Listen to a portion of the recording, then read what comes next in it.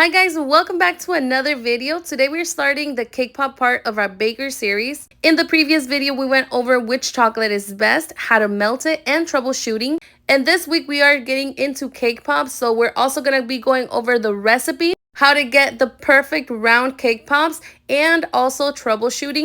But let's get started. In this recipe, I am using Betty Crocker vanilla cake mix. This is my favorite because it already has pudding inside. It is super moist. If you want to use Duncan Hines, you definitely can. Just make sure that you add a little bit of pudding in there. But let's get started with the recipe. I'm going to start by cracking 3 eggs into my bowl. I always like doing this first to make sure that there's no eggshells in there. And since we are not adding any frosting to this recipe, I'm going to be adding 2 tablespoons of sugar. This will just sweeten the cake up a little bit and make it super delicious. I will also be adding 1 tablespoon of vanilla, 1 tablespoon of sour cream for added moisture. Try to make sure that your ingredients are at room temperature. I'm also going to add 1 cup of milk. I love this recipe because you just add everything into the bowl and mix it together and it's ready. I also like using salted butter. I ran out, so I'm using unsalted. But I honestly love the added salt from the butter, so make sure that you guys get salted. Now we're going to add our cake mix, and we're going to mix this at a medium speed for about 3 minutes. Make sure that you guys are wiping in between. And after the 3 minutes, your cake is ready. I love using cake release or cake goop on my cake pans, which is just equal parts shortening, oil, and flour. This is a 9-inch cake pan, and we're gonna bake this for about 30 to 35 minutes at a 350 degrees Fahrenheit.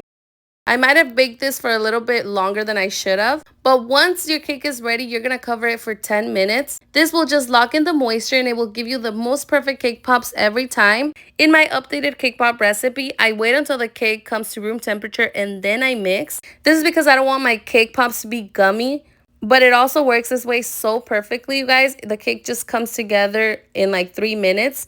And even though I overbaked this cake a little bit, I am not going to be removing the crust. I am just going to use it like this. I'm going to be showing you how to get the cake pop dough consistency with a mixer and also by hand. That's why I'm dividing this in 2.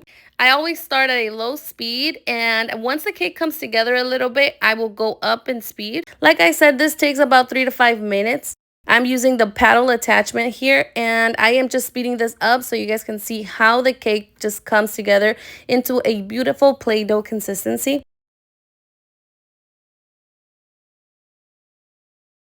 Since the cake was a little overbaked, it took longer than it would have. But this is pretty much what it looks like. I recorded this, I don't even know, you guys, probably like 5 months ago.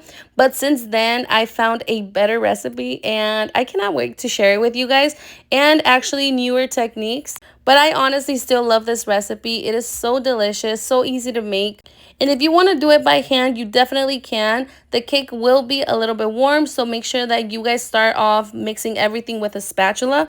Remember that the cake has been out of the oven for 10 minutes, so it will be hot. But you're just going to start squeezing this cake, breaking it down, and you're going to get the same consistency as the one with the mixer. I sometimes cut out the crust just so the cake pop dough could be a little bit lighter in color and it can be the same color. I didn't do that here because I want to show you how many cake pops you can get with this recipe.